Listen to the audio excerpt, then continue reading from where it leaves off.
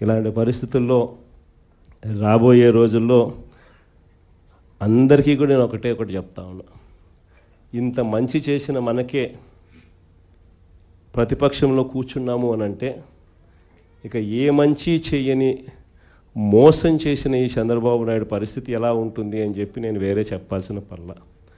ఆ 3 ఏళ్ళు అయిపోయిన తర్వాత వచ్చేది ఖచ్చితంగా వైఎస్ఆర్ కాంగ్రెస్ పార్టీని అఖండమైన మెజారిటీతో మళ్ళీ అధికారంలోకి వస్తాం.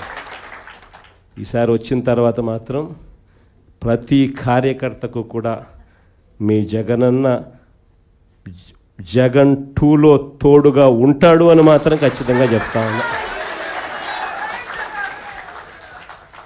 ఇన్ఫ్యాక్ట్ లాస్ట్ ఎలక్షన్స్లో కార్యకర్తలకు బహుశా అనుకున్నంత స్థాయిలో నేను తోడుగా ఉండకపోయి ఉండొచ్చు.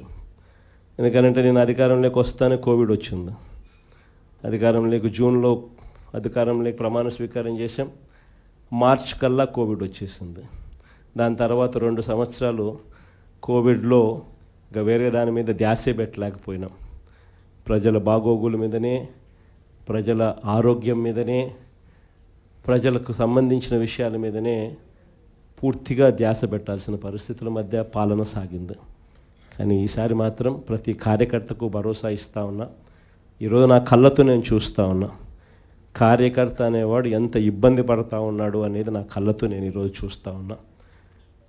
పాలన అనేది ఎలా ఉండాలి, ఎలా దిగజారిపోయింది అన్నది కూడా నా కళ్ళతో నేను చూస్తూ ఉన్నా.